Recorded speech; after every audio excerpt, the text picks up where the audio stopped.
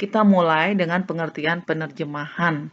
Ya, saya mengambil pendapat Petrus bahwa penerjemahan itu adalah tulisan sebuah teks dalam bahasa yang kita pahami.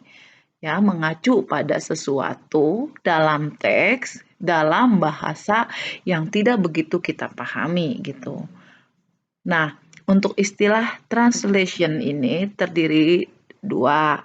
Satu, sebagai produk disebut dengan terjemahan, misalnya terjemahan Indonesia ke Jepang atau sebaliknya. Juga sebagai proses yang disebut dengan penerjemahan. Jadi bicara mengenai bagaimana sebuah produk itu dihasilkan.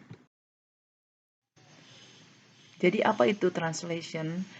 Jadi translation adalah arti atau makna yang terkandung dalam teks bahasa tertentu kita sebut sebagai search language atau bahasa sumber ke dalam bahasa lainnya, yaitu target language, misalnya dari bahasa Jepang ke bahasa Indonesia. Variasi teks itu bisa macam-macam, misalnya ada yang bentuk dokumen, dialek, budaya. Nah, apakah kita sebagai penerjemah itu akan mengalami kesulitan gitu ya?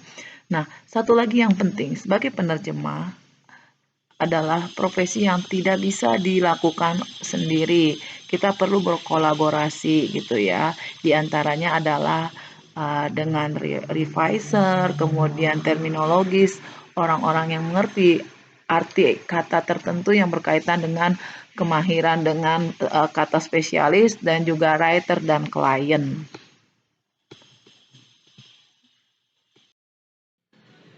Menjadi seorang translator atau Tsuyakusa, Hongyakusa itu sulit. Kenapa? Karena ada 8 hal, the truth of the fact of the matters yang akan dihadapi oleh kita sebagai penerjemah. Di sini kita harus berhadapan dengan SL writer, maksudnya di sini penulis dari bahasa sumbernya. Kemudian juga bagaimana norma-norma yang ada dalam bahasa sumber, budaya dalam bahasa sumber, kemudian lagi setting dan tradition dari bahasa sumber. Jika ini kita tidak pahami, maka kita tidak bisa menjadi seorang penerjemah yang baik. Kemudian satu sisi lagi yang perlu kita bahas, yang perlu kita pahami adalah sisi dari bahasa target. Siapa leadership yang akan membaca produk terjemahan kita. Tidak mungkin kita menggunakan bahasa anak-anak untuk orang dewasa atau sebaliknya.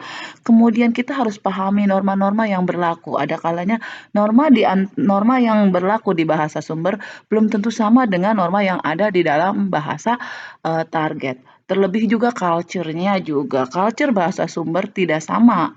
Bukan tidak, belum tentu sama dengan culture dalam bahasa target. Pun setting dan traditionnya ini harus kita pahami.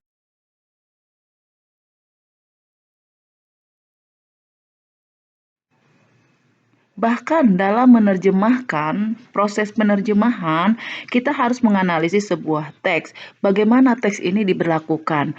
Contohnya, misalnya, ada dua cara. Pertama adalah reading the text secara whole atau general. Kita baca semuanya terlebih dahulu, kemudian mendapat intisari apa yang ingin dikatakan dari teks tersebut. Atau kita juga bisa melakukan yang namanya close reading untuk melihat makna kata yang berkaitan dengan di dalam maupun di luar konteks gitu kan ya.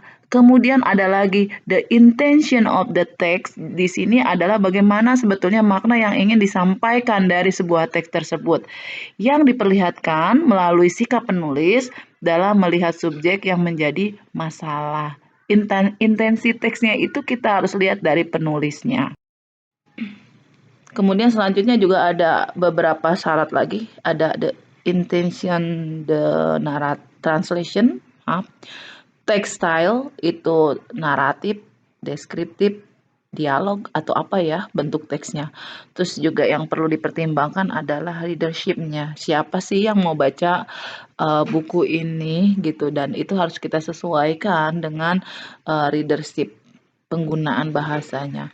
Terus juga ada stylistic scale, ukuran formalitas dari sebuah teks yang mau dibuat ragam formal, resmi atau informal. Attitude juga ya. Sebagai seorang penerjemah diperlukan attitude. Tadi di atas saya sempat mengatakan ada satu istilah stylistic scale gitu, ukuran norma formalitas dari sebuah teks ya. Di sini ada contoh misalnya ya. Ada kore itadaite mo yoroshi desho ka? Kemudian kore tabete mo ii desu ka? Kore kutte mo ii no? Sore kara kore kutte mo en yang ka? Nah, ini sebenarnya kan kalau kita lihat artinya sama ya, tapi apakah dari keempat kalimat ini memiliki formalitas yang sama ataukah berbeda gitu. Kemudian juga di sini ada lagi yang perlu kita tekankan setting ya, apakah ini untuk surat kabar, untuk jurnal, atau untuk komik, untuk novel atau apa. Kemudian ada the quality of the writing. Jangan sampai penerjemahan kita atau hasil terjemahan kita itu lebih jelek atau lebih buruk dari aslinya. Kemudian juga ada connotation sama denotation, itu kita harus pahami mana makna yang sebenarnya atau makna yang konotasi yang bukan makna sebenarnya. Dan the last reading adalah perhatikan pula aspek-aspek budaya. Dari short language, bahasa sumber ke bahasa target. Bagaimana metafornya, bahasa budayanya, proper name-nya, apalagi bahasa Jepang itu banyak kanji, nama dalam bahasa kanji. Dalam tulisan kanji itu perlu kita cek kembali.